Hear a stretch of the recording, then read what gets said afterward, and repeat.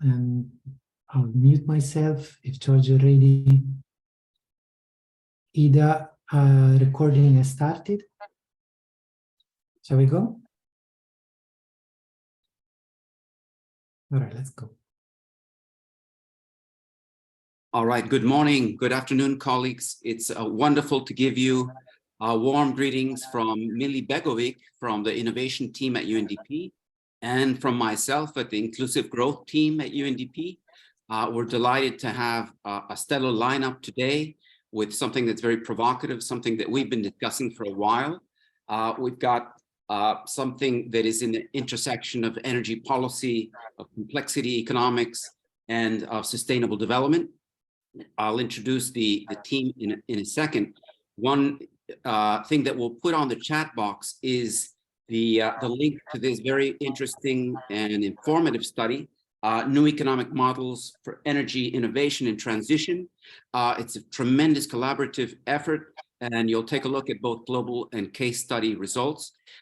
Peter and team, you'll find that this group is quite already agnostic about modeling, so you'll have them at the hello, but they are quite picky about policy, about politics, about policy trade-offs and decision-making, and I'm sure that we're going to have a number of questions and comments about that. And I found that your work is very inspiring, very appropriate to the discussions that we have in emerging and developing economies on these issues. Let me give it just a very quick introduction. I'll pass it over to Peter. Peter Barbrook is joining us from INET, from the Institute for New Economic Thinking at Oxford. We have colleague Fernanda Sosa de Mora, also from INET at Oxford. Michael McGovern joining us from Cambridge Econometrics, and Simon Sharp, the Director of Economy for the UNFCCC Climate Champions Program, and also Senior Fellow at WRI. So I'll stop here. I'll be doing some moderating after the presentations. We'll have something about 35 minutes of presentation and about 20 minutes of discussion, colleagues. So please prepare for that, and we'll use the chat and the Q&A box. So back to you, Peter. We're delighted to have you. Thank you, George. And yeah, before I kick off, a big thank you to you and Millie for organizing this thing, inviting us to give this talk. It's a real pleasure, and your engagement and your kind of excitement at the work is really very much appreciated by us. So yeah, I'm gonna kick us off talking about this new economic modeling we've been doing in this project. The rough plan we have for the next kind of 40 minutes is I'll give a sense of what this project is and explain this piece of work that George alluded to, and I'll give a kind of overview, but then we're going to dive in and try and give a real sense of what some of this work looks like. And we're going to look at 3 case studies in detail. Fernanda's going to talk us through work on modeling the labor market and thinking about the impact of different transition scenarios within a country on the labor market. Simon's going to talk to us about different forms of carbon pricing and how we can think through their effectiveness or the impacts they might have.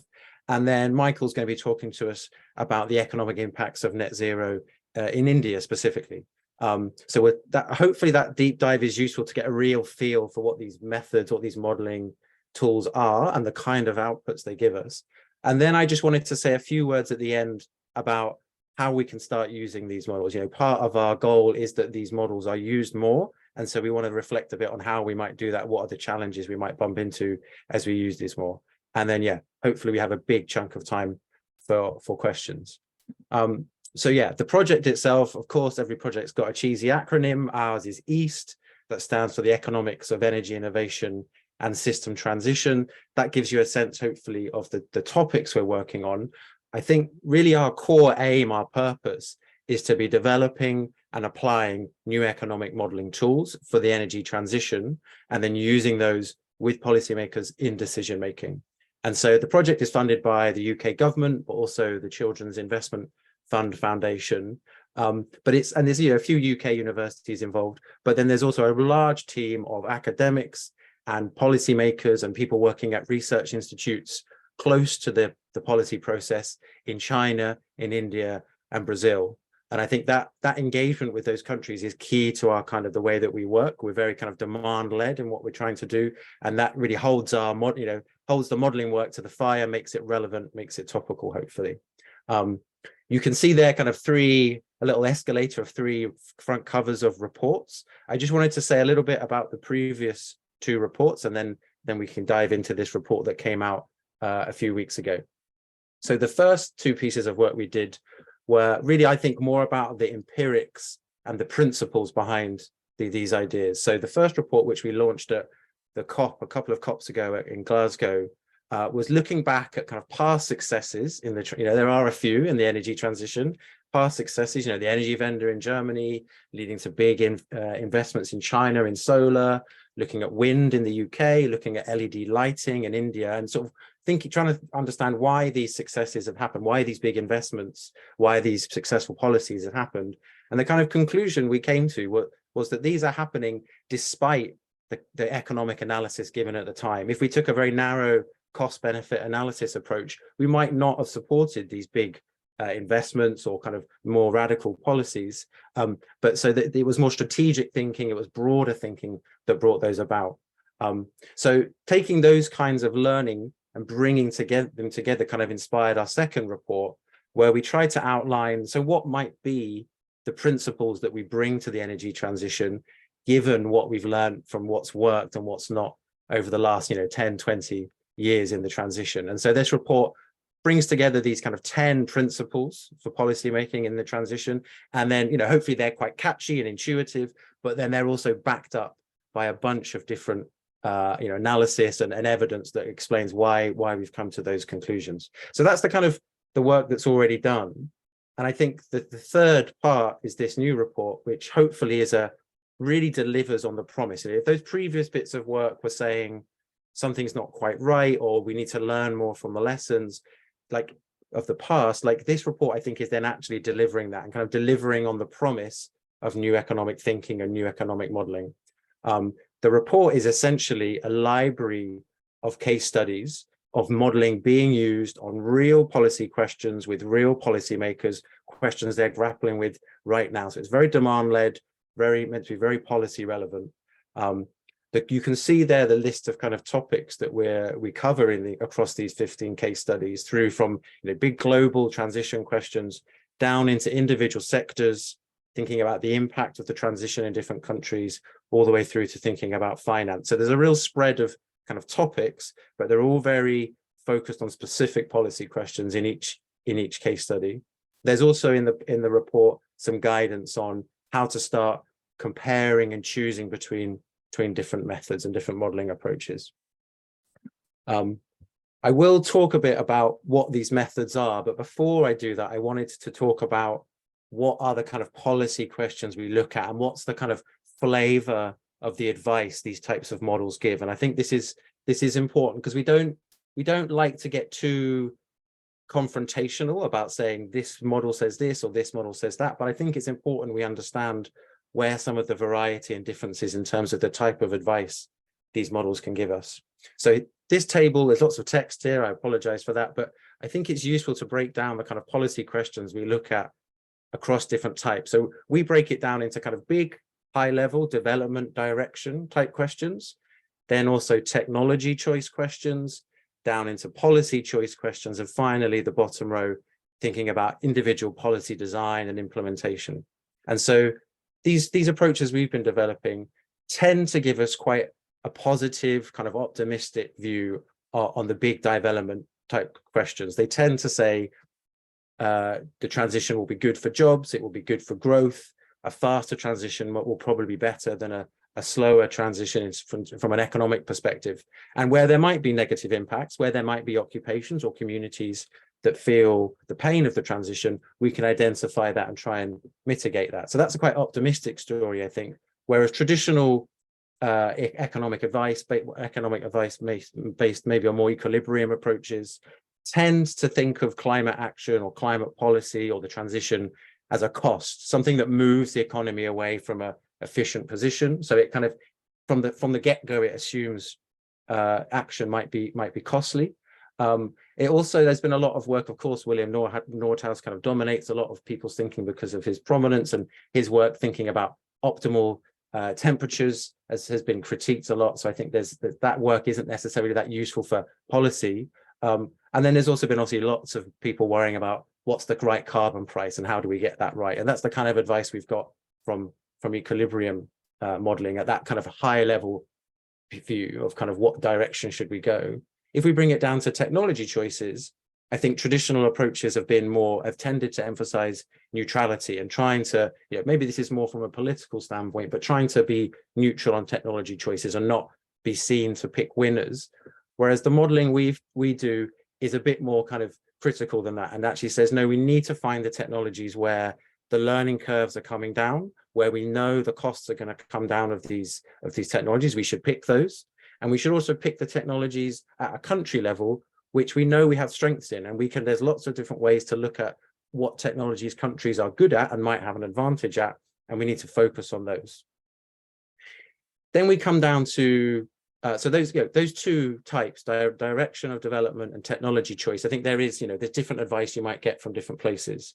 Where I think the newer approaches are kind of unique is in the kind of policy choice and policy design. That's because when you get into this level of detail of representing policies, traditional economic modeling has tended to not have much detail here. They've been able to represent a carbon price perhaps, and that's it. Whereas the newer models, you can really represent in detail how a policy operates. You can represent the difference between regulations or investment or a carbon price. So you can really capture a lot of detail in representing a policy and its impact. And so here, I think there's advice from this new cohort of models where there wasn't much advice before. If people want to pick up stuff on this, I'd be very happy to in the Q&A. Moving on to actually what are these types of models, I just wanted to give a flavor of what are these models. So this diagram here on the right gives a sense of that flow from more kind of data analysis type models like systems mapping, very participatory, qualitative approach, through to methods that look at data on trade data, which is the economic complexity measures, through to approaches that try and model cost curves or deployment curves. So those are kind of looking at the more like data analysis. Then we move into a bunch of methods that are more about kind of simulations and representing the economy in a very dynamic way. So we have macroeconomic models that maybe don't use an equilibrium approach. And then we have models like FTT and system dynamics models, which really try and represent at an aggregate level how the economy works in a dynamic sense. And then we have agent-based models, which are really fine-grained, detailed representations of actors within the economy. And so those methods, lots of those methods have been around for a while. They're not brand spanking new. What I think is new is that they're becoming more and more mature, and they're now at a point where they can be really very useful in very applied research in policy analysis. And that's because there's a real focus now on using these in policy making. There's a real kind of hard-nosed practicality in using them in that way. There's a real emphasis on representing sectors and representing the economy in a very fine-grained way, which matches the demand of policymakers and decision makers. The policymakers and decision makers are needing to make policy at sector level. They're needing to really get into the detail of how do we implement this transition we know we need. And so the modeling is now matching it at that same level. There's also an emphasis, I think, on using data. So maybe 20 years ago, these models weren't so well validated. We didn't have as good data to test them. Now we do. And so I think we really trust these models much more than we did 10 or 20 years ago. And then lastly, I think what's becoming clearer, and as we start to apply them more, is we really understand where these models can be useful and where we can use other models, so where the traditional models work fine. And so it doesn't become about kind of us versus them. It becomes more about horses for courses in the right application areas. And I think that's getting clearer, and there's more agreement across different communities of economists. Okay, so I'll shut up in 1 minute. I just wanted to say one last thing, which was that over the coming months, we've got a kind of quite bespoke, kind of responsive training program. So if any of what you hear today sounds interesting and you'd like to go further, please get in touch we can talk more about that. What we're going to do for the rest of the talking today is look at some of these examples, as I said, and then I'll say a bit more at the end about how we get started. But yeah, I'll hand over to Fernanda now. Thanks, Pete. Thanks, everyone. Very happy to be here and to share our work. on modeling labor market transitions in Brazil. Next slide, please. In this case study, we were interested in a particular policy question. So we wanted to study how different occupations could be affected in terms of unemployment in different transition scenarios in Brazil. Next slide, Pete. The overall idea of this study is that given a transition path or a transition policy, demand for labor will react, right? It's going to shift demand for labor. And these changes in labor demand that will be cleared in the labor market and will therefore affect employment outcomes of workers. However, in reality, the labor market's not frictionless. So workers are not able to move freely between just any occupations, and also firms are not able to fire and hire instantly. So because of these frictions, these unemployment outcomes, they are heterogeneous. So people working in different occupations might be affected differently by a transition policy or a transition scenario. So some may benefit, but some may be negatively affected. And that's what we want to be able to take into account with our analysis. So next slide, please. I will, next again. Back. So I will just give a very, very brief overview because I have to share this with you in about 8 minutes. So it's a bit challenging, but what we do in simple sort of 3 steps is we construct a data-driven occupational mobility network using data on Brazil's labor market. We then use this piece to structure an agent-based model of the labor market that allows for frictions on workers and firms. And then we use this to simulate the unemployment outcomes on different occupations for 2 transition scenarios that we picked from the work done by our partners at the World Bank, Bento Ferreira Filho and Marek Hanush. So in the next few minutes, I will talk a little bit more about the context in Brazil and these scenarios that we are examining. Then I will talk a little bit more about how we're actually modeling the labor market. And finally, I will share one set of results with you. So next slide, Pete. Brazil is one of the major greenhouse gas emitters in the world, but their most emissions come from agriculture and deforestation. Now, there's a lot of discussion about paths to net zero given Brazil's emissions profile. And our partners at the World Bank, they contribute to this discussion in the next slide bit by taking a macro structural perspective on this problem. So what they do is to simulate how emissions growth and deforestation would respond if productivity increased in different sectors of the economy. The idea being that maybe if productivity were to increase in sectors that are less land intensive, we might be able to achieve higher growth while lowering deforestation and emissions. Now, they look into a number of scenarios in their paper, but for this case study, we focus on 2. One that simulates the impact of increasing productivity in agriculture, which they find that actually increases emissions compared to a baseline. And one scenario that simulates the impacts of increasing productivity in manufacturing, which they find that actually decreases emissions compared to the baseline.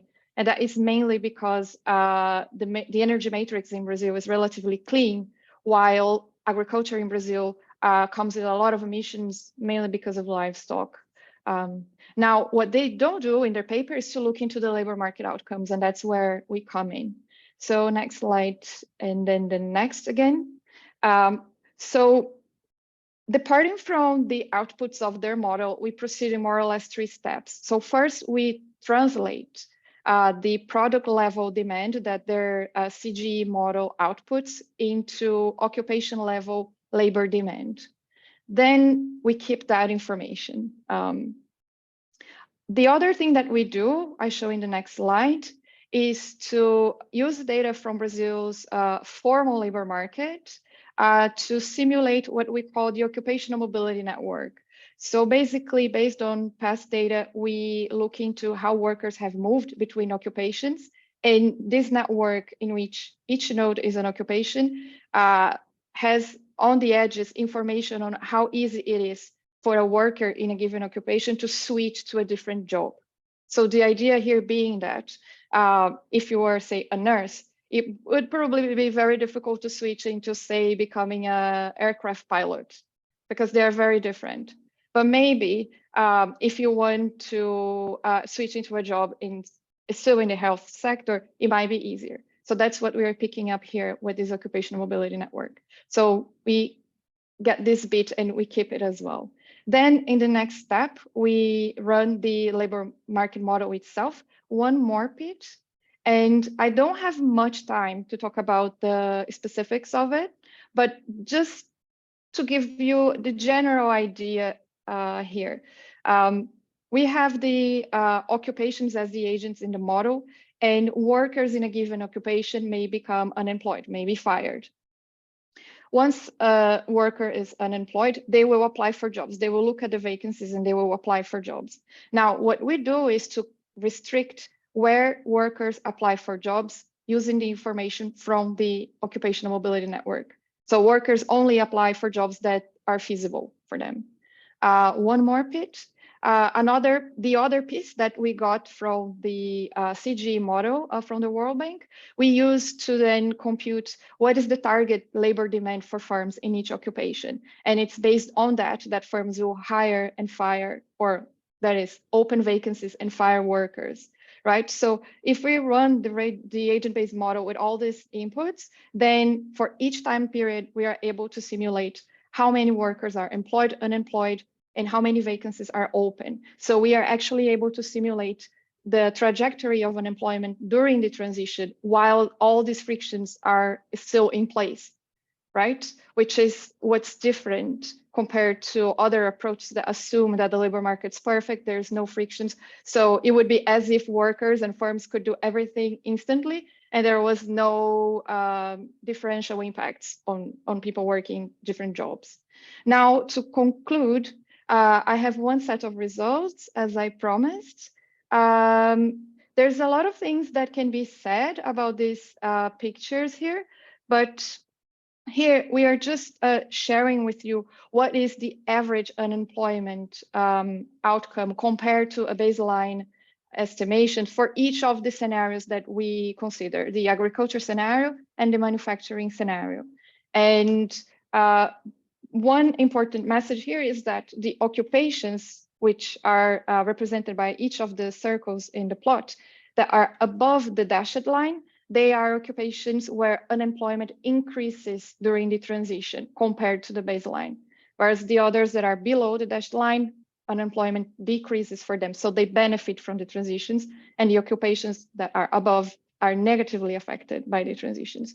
And what we find here is that in the next slide, please, in the agriculture occupation, actually 49% of occupations face higher unemployment as a result of a transition based on increasing productivity in agriculture.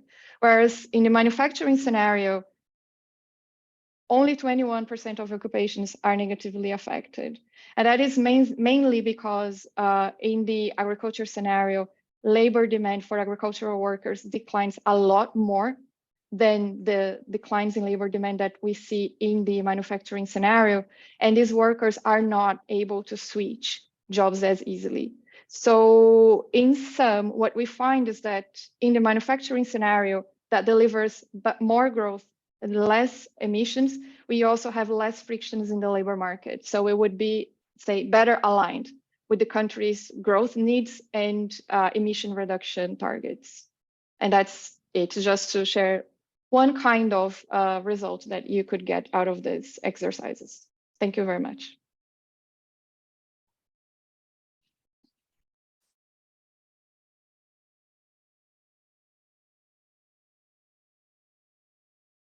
All right, I'll pick up. Hi, everybody. Good to be with you. Simon, this is Millie. Maybe just to be a pain in the butt, there is a really good question in the chat for Fernanda before you go on. Sure, sure.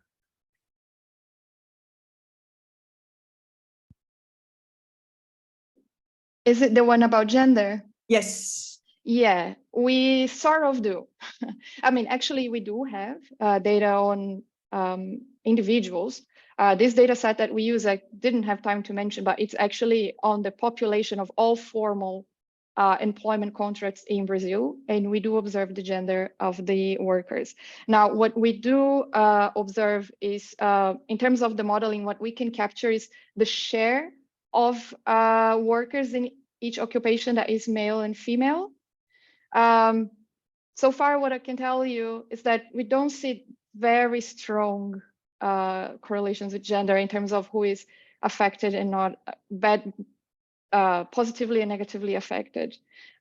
So far, what really seems to be the key driver really is the type of occupation that workers have, but also because that is heavily correlated with gender. So the type of occupation will pick up on all of the effects. But yeah, great question.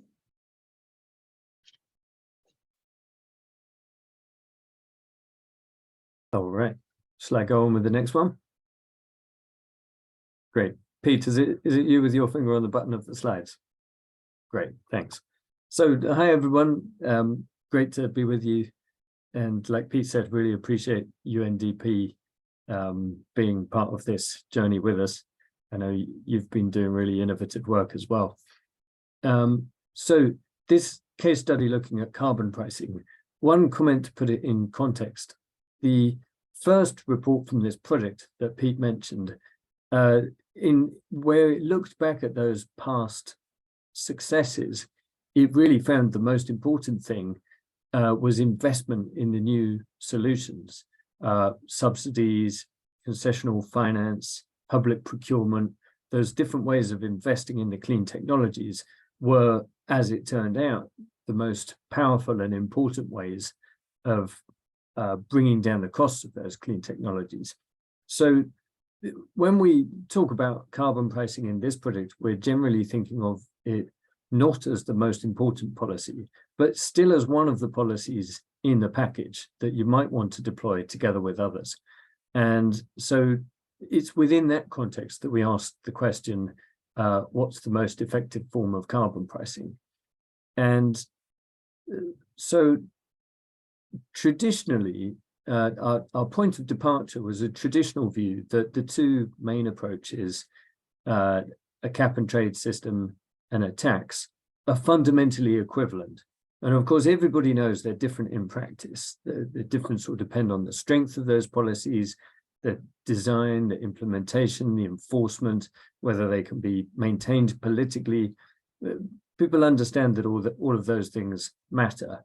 But the traditional economic view is that at heart, these two approaches are fundamentally equivalent if they're implemented at the same strength.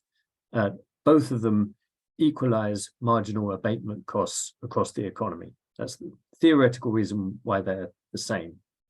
But we thought if we compare them not on that traditional basis where there's an assumption of equilibrium in the economy, but instead take away that assumption and deal with the economy without prejudging its dynamic structure, then we can compare them in a dynamic way and see which of them might be more effective in bringing about change.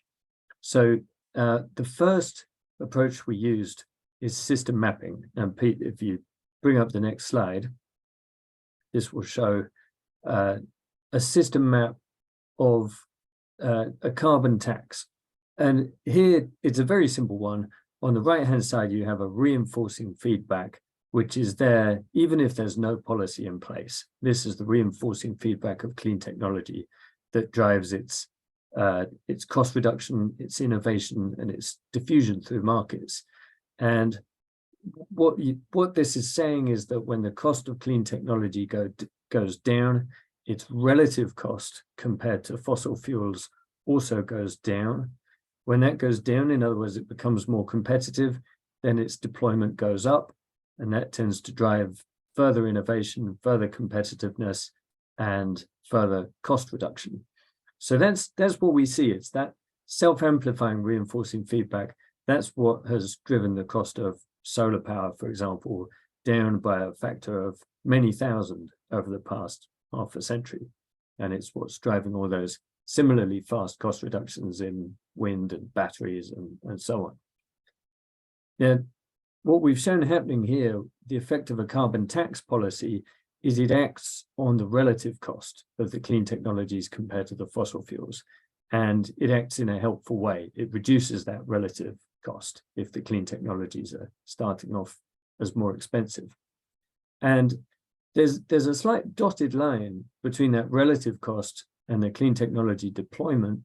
And that is because whether the relative cost influences the relative deployment may depend on a few things. One thing it would depend on is whether you have a competitive market and those technologies really are competing against each other.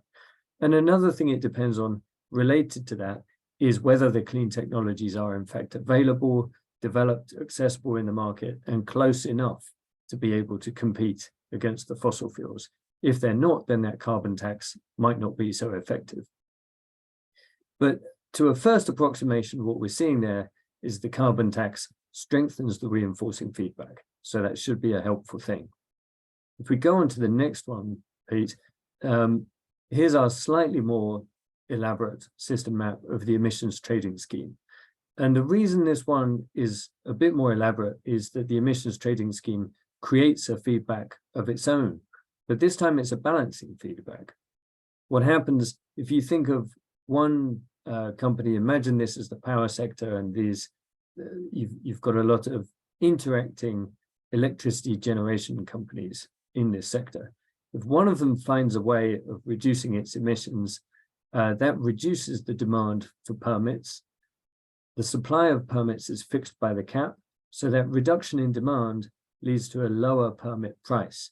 And then, of course, that lower permit price creates less of an incentive for other companies in the sector to follow and reduce their own emissions. So that's a balancing feedback. Balancing feedbacks tend to have a self-limiting effect. Instead of amplifying change, they limit change. So this may produce some additional help to the reinforcing feedback on the right, but it's likely to limit its own ability to help. So simply when we compare those two dynamics, if we know nothing else about the two systems, then we would say the tax is likely to be more dynamically effective than the cap and trade scheme, because the tax just strengthens the reinforcing feedback of clean technology development and diffusion, whereas the cap and trade brings in a balancing feedback, has its own self-limiting effect. You can go further, which we're not just showing here because I didn't want to put too many slides in front of you, but you can, just looking at this one, think about what happens if you combine either of these carbon pricing policies with subsidies or regulations. The subsidies or regulations can both strengthen that reinforcing feedback on the right. Subsidies act directly on the cost of clean technology, and so they help with the relative cost compared to fossil fuels. Regulations act directly on clean technology deployment. They increase that. So either of those approaches strengthens the reinforcing feedback.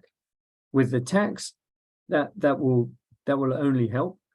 With the cap and trade scheme, those additional helpful influences of the subsidy or the regulation might be to some extent offset by the balancing feedback that the policies created. So in the cap and trade situation, the combination of those policies is likely to be less than the sum of its parts, whereas in the tax situation, it's likely to be at least the same as the sum of its parts. Now, the next thing we did is make the same comparison using an agent-based model. And I think it's quite useful to do an agent-based model alongside system mapping of the same thing, because these are two approaches that can both deal with dynamics, but they're different. So it's complementary. You can test them both on the same question and see if you get compatible answers. So here, this is a very simple agent-based model made to represent a competitive electricity market. The agents are electricity generation companies, and they can choose the technologies that they invest in and use to supply the market. They can choose between solar, wind, coal, and gas. And they base their decisions on expectation of future profitability. And of course, the future is uncertain, so they don't all have exactly the same expectations. They differ. Some of them think that fossil fuels will be a larger part of the market in future, and some of them believe that renewables will grow more quickly. So they vary in their expectations, and that difference in behavior between them allows dynamics to arise within the market. And what we've done here is compared the two carbon pricing policies in a way that makes them equivalent in strength. So first we simulated the transition using the emissions trading scheme, here the ETS, and then we looked at the average carbon price that emerged from that simulation, and we used that to set the level of the tax, and then simulated the transition again. And what we found there with using the two policies at equivalent strength, the tax reduced the emissions to zero in roughly 1/3 of the time that it took the cap and trade scheme, around about 5 years in this model compared to 15 under the ETS. So that outcome is compatible with what we saw in the system mapping exercise. It suggests that the tax is more dynamically effective than the ETS. And here you see it showing endogenous and exogenous. That's because we built the model to run with innovation working in two ways. One where innovation is exogenous to the model is simply a function of time. That is, clean technology costs come down as a function of time. And the other where clean technology costs come down as a function of deployment. Their innovation is endogenous inside the model. And interestingly, we find that the outcome is roughly the same under either of those settings. Finally, we, together with our Chinese colleagues, worked on another agent-based model that in this case is designed to better represent the reality of the Chinese power sector. And a key difference here is that technologies are competing for new investment, but they're not competing for existing power generation. In other words, it might be more profitable to generate power using renewables than coal, but even if that's the case, the existing coal won't be taken off the system. It will remain there and it will continue being used as long as the coal generation itself is profitable. That's what our Chinese colleagues felt was a good representation of the current conditions in China. So what you're seeing here in the results is several different policy options that we compared.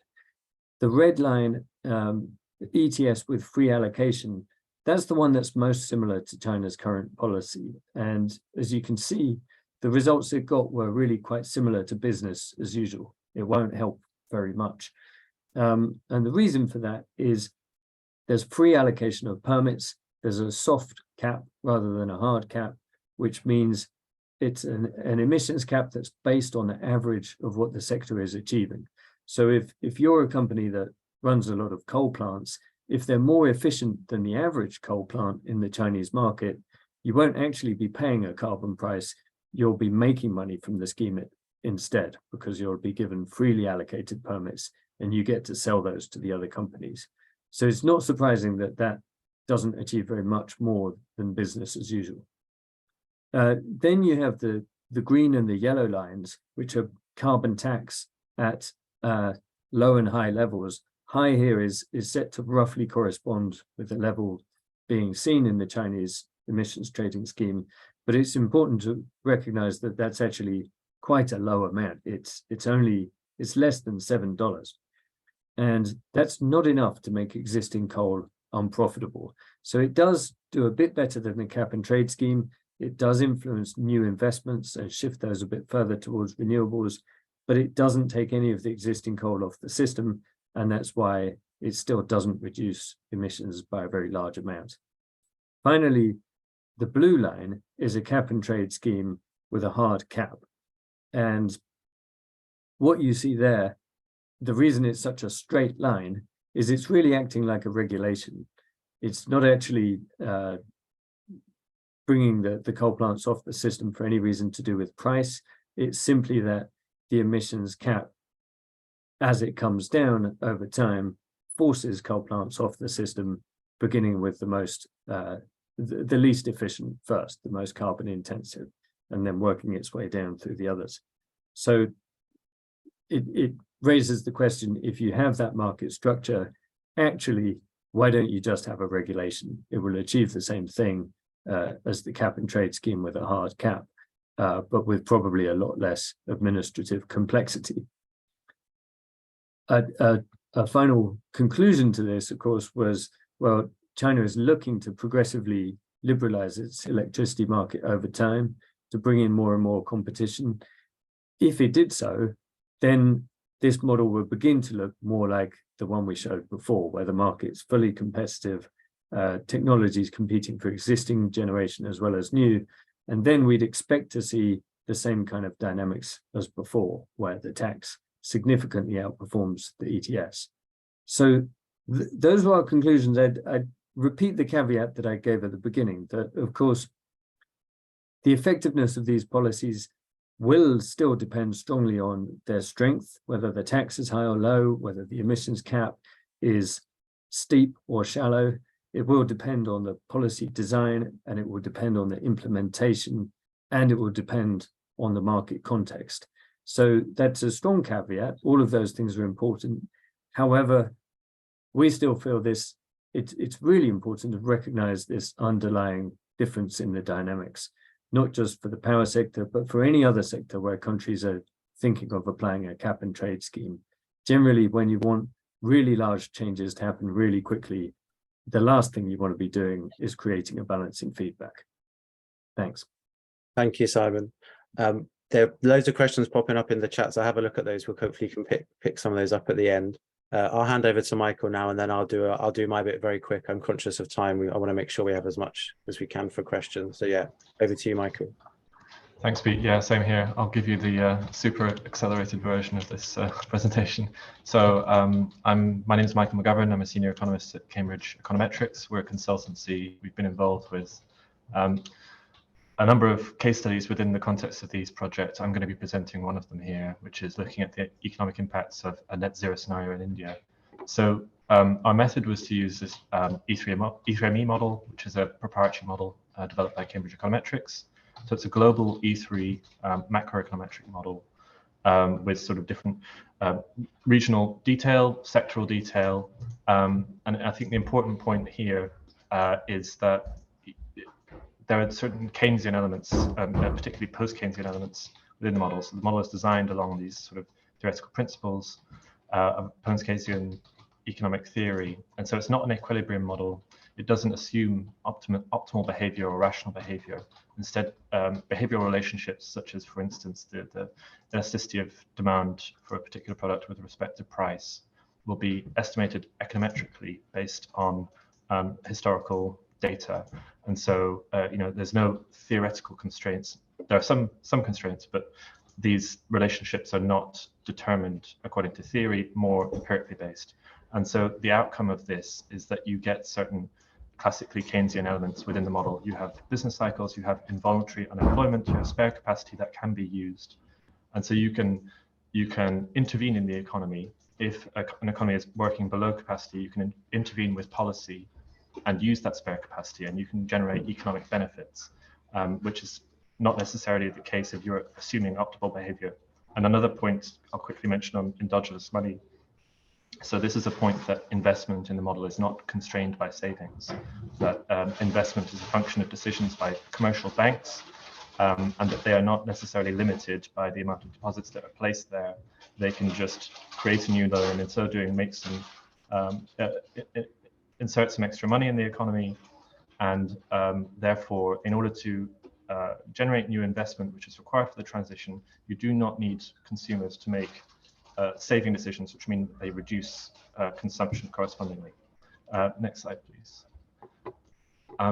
So within E3ME, we have integrated these future technology transformations models, we call them submodels within E3ME, that cover a number of energy using sectors. You can see them at the bottom there: power generation, residential heating, road transport, and steel making. And these are attempting to model from the bottom up technology diffusion across these sectors. And so comparing costs for instance, solar PV versus alternative fossil fuel-based power generation technologies.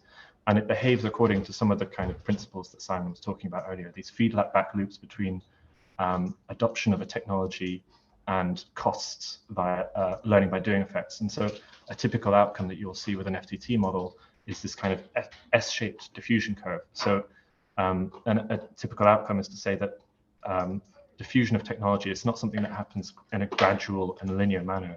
It's something that happens in an accelerating, snowballing kind of effect and can happen very suddenly. Next slide, please. So to quickly talk about how we applied these models to, or the C3ME FTC model to this particular case study. So we designed a scenario in which we determined a certain CO2 emissions outcome that we wanted to achieve, which was consistent with net zero in India by 2070. And we put together a portfolio of policies to achieve this. You can see on the right. So it's not just a carbon price, it's also taxes, subsidies, regulations, and public investments. And we adjust the ambition of some of those policies such that the outcome is achieved, the target outcome is achieved. And so that raises a little bit of a question about exactly which policies do you emphasize? And, it's not the pathway to net zero, it is a pathway to net zero. I think, in general, when we're trying to model these ambitious decarbonization scenarios in E3ME, we tend to have to push on a lot of these levers quite hard. So it's not necessarily a question of prioritizing one or the other policy. And so when we're analyzing the outcomes of this net zero scenario, we're comparing them against a baseline where we assume that current policies will be implemented, and that's calibrated to the IEA's current policy scenario. Next slide, please. So just to talk about the results now, first to focus on energy and emissions. So this is, I think, the less interesting part of the results because it's partly a function of the scenario design. Obviously, if you're going to have a net zero scenario, you have to remove fossil fuels from the equation. So you can see that on the left graph is showing primary energy demand, particularly coal is something that we're seeing a lot less use of compared to the baseline. And it is, most of these fossil fuels are replaced by solar, which turns out to be the winner, particularly in this, our FTT models are producing that result. And on the right, you can see the emissions profile compared to the baseline. It's particularly industry and power generation that is driven by, of course, the lower use of coal, which is the biggest, dirtiest fuel in terms of emissions.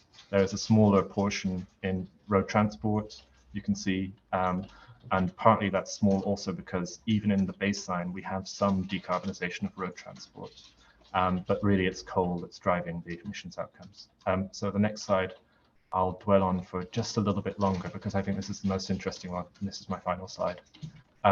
So I think, Pete touched on this as well.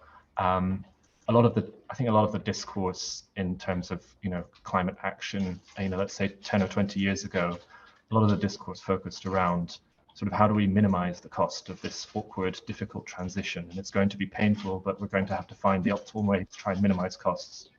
But what you see in this graph is a kind of very typical result that we get out of a model like E3ME, where we don't assume that the economy is operating at full capacity. We don't assume that investment is constrained by savings.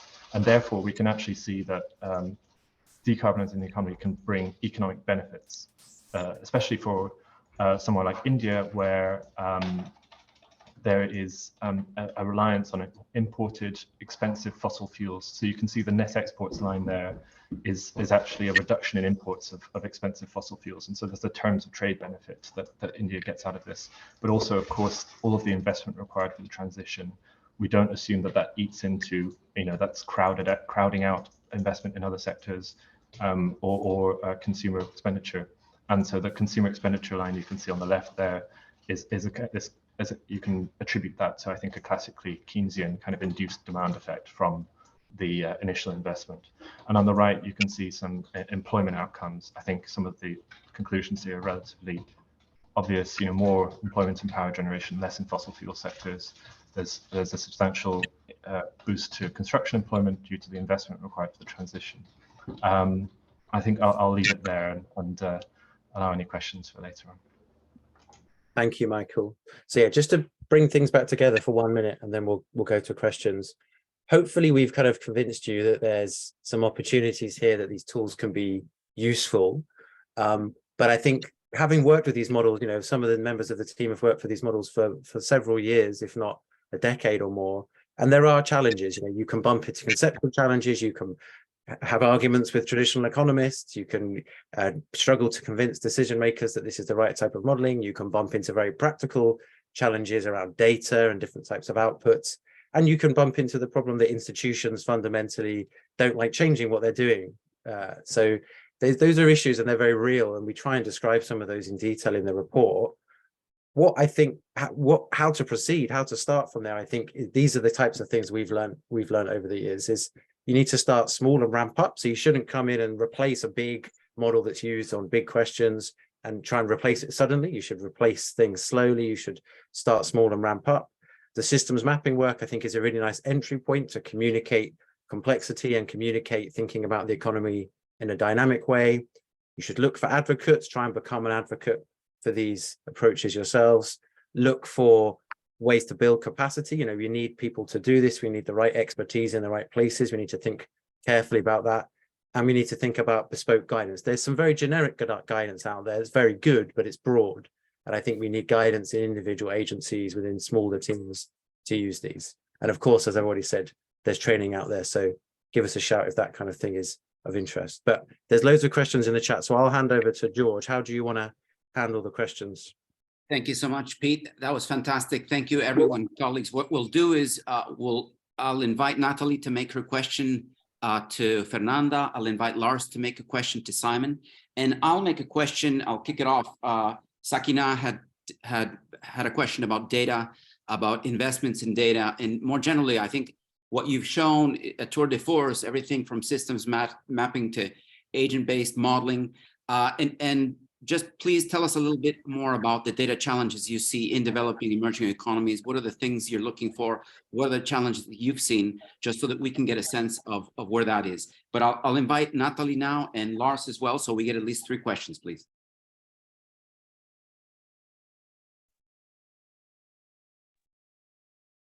Lars or Natalie? Yeah. Maybe Lars first. I'm just experiencing some troubles here, so. Lars. Okay, I'm happy to go first. Can you hear me? Yeah. Good. All good. Great. This is for Simon. So I have 3 questions for you in the chat, Simon. I hope you saw them. I'll just take the first one and then pass it over to Natalie, and then come back if there's time for me to do another question. So in your study, you argued that there's this reinforcing feedback, but over the past years, we have seen several studies that have warned of a potential major mismatch between the demand and supply of transition minerals used in these clean technologies, also in the power sector, maybe specifically. Could you elaborate on how you view this potential problem in relation to the strength of this reinforcing feedback for clean technology? Sure, thanks, Lars. So first, I don't have any special information myself about whether the supply of minerals for clean technologies is going to be limited or not. So just leave that as an uncertainty for the sake of this comment. If it is constrained and if the prices of those minerals increases, then very simply, yes, that will weaken the reinforcing feedback that I was talking about and slow down progress. The one thing I'd say beyond that is, of course, there might also be a dynamic similar to the one that we've seen for fossil fuels, when scarcity pushes the price up, incentivizes massive investment in exploring and discovering new resources, and then that yields further supply and prices come back down. So it's quite possible that we should expect to see that kind of dynamic happening for the minerals that go into clean technologies as well. Thank you. Thanks. Natalie, over to you. Yeah, thank you, George, and thanks. This is a very, very interesting webinar and thought-provoking, and the work on labor impacts is of particular significance for the work of UNDP, which is really focusing also on social dimensions of green transitions, and in particular impacts on inequality and poverty. But just a question regarding policy-oriented questions regarding the labor market model. How do the findings resonate actually with policymakers in Brazil, and what do results mean, for instance, for agricultural policies in Brazil, noting that there were calls to boost, even from the World Bank, to boost agricultural productivity, efficiency, and sustainability. For example, the World Bank latest country climate and development report for Brazil recommends promoting sustainable and productive uses of land and investment in climate smart agriculture, noting one that is could reduce emissions, and of course, alongside measures to transition workers. So I would really appreciate some reactions to this. Thank you. All right. Thanks very much for the question. This is very interesting, and yeah, I guess you got to the core of the issue. I'll give you a little bit of context really quick. In Brazil, productivity in agriculture, well, agricultural sector is, I think, the main, if not the only sector where productivity has increased over the last 10, 20 years, whereas productivity in manufacturing has been stagnant and even declined, depending on the period that you look into. So I think in general, the results, both from the CG model that we work with and our results, they resonate well with the notion that increasing productivity in manufacturing, it would be a good thing, given that it's been stagnant. It's not a good thing that productivity in manufacturing doesn't increase. So in that sense, it resonates well. Now, in terms of the agriculture scenario, I think what the results do is to emphasize a concern about something that has actually already been happening in the country.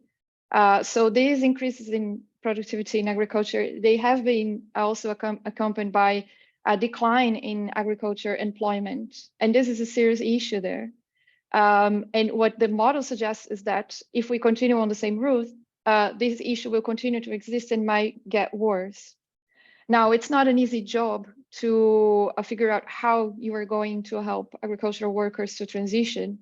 But I'd say it is a very important a problem to be solved, because currently, at least looking at the data, agricultural workers, they are mainly able to switch into civil construction, also low wage, low skill occupations when they manage to switch sector.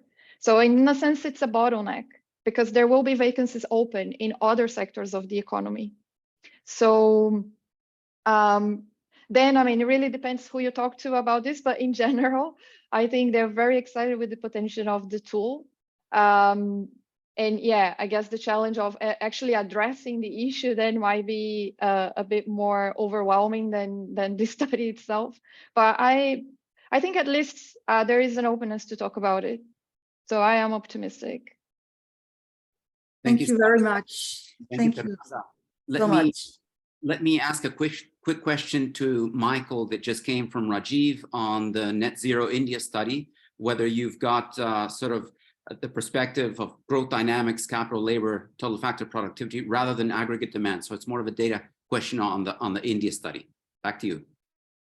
Hi, yeah, sorry, I was in the middle of trying to reply that in the chat. I didn't manage to get all of it down. So I think, I mean, you know, so A3ME, in terms of the way it's set up and framed and structured, there isn't sort of an explicit framing of economic growth in terms of a function which says, you know, capital times labor times total factor productivity.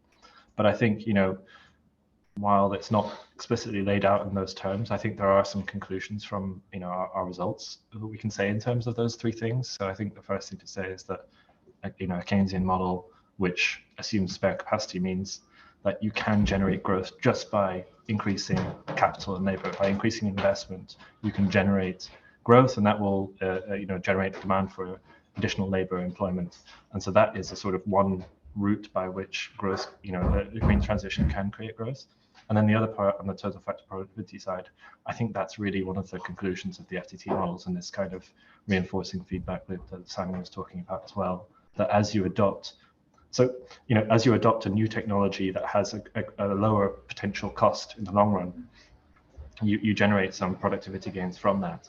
And I think, you know, part of the sort of theoretical background of FTT is that if you had an optimization model, you might ask, well, why, if the technology is cheaper, why isn't it adopted already? You know, why haven't we got it today? Why aren't we using solar panels and electric vehicles today? And the theoretical background of the FTT model is that sort of a key reason for this is uncertainty, no assumption of perfect rationality. And so investors are making decisions based on a future that they don't quite know about. There are coordination problems.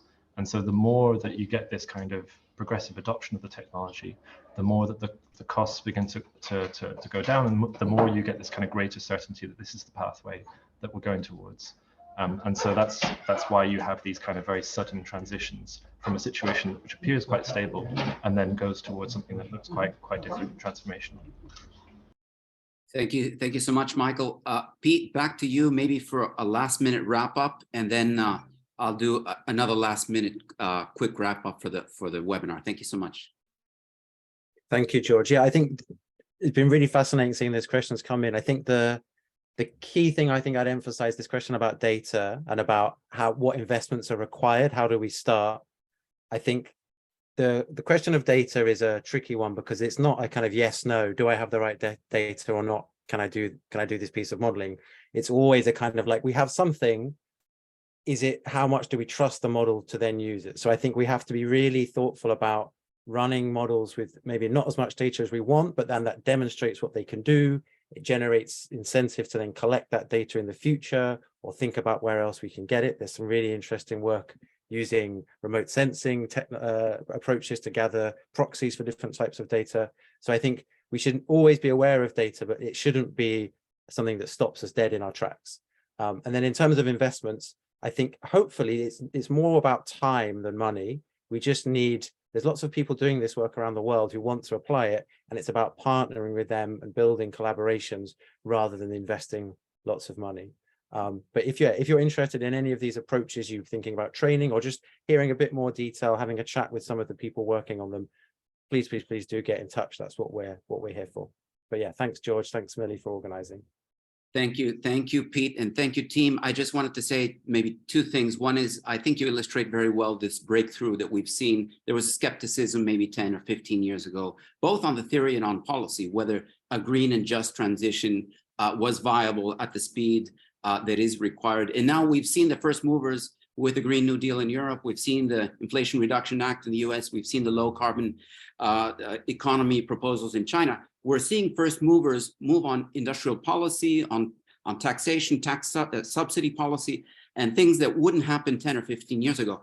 So I think it's very interesting to see that the policy discussion is moving ahead very quickly. And what you're putting on the table are analytical tools to be able to keep up with that discussion rather than just stay sort of on the old skepticism of 10 or 15 years ago on, the costs of this. I think there is going to be a lot of interest from us at UNDP to think about the emerging and developing economy cases. Great that you brought China, India, and others into this discussion, Brazil, because that is sort of the bread and butter of where the conversation is with UNDP right now. We're engaging with all of these countries through the G20 process, through our country offices, and there's going to be a lot of interest in both analytical but also the policy debate. So I just wanted to say to all of you, I think this conversation will be continued. Millie and I will reach out to you, Pete, offline to continue to think about this. Let's think about the training, the capacity building. But for now, I just wanted to thank you all. Thank you, Fernanda. Thank you, Michael. Thank you, Simon. Fantastic hour. We've had over 100 people on our call from all over the world. To be continued. All right. So thank you so much. And thank you, David, for the community of practice and all of the great work from people around UNDP. Have a great day. Cheers, George. Cheers all. Thank you. Thanks, everyone. Thanks a lot. Guys. Bye.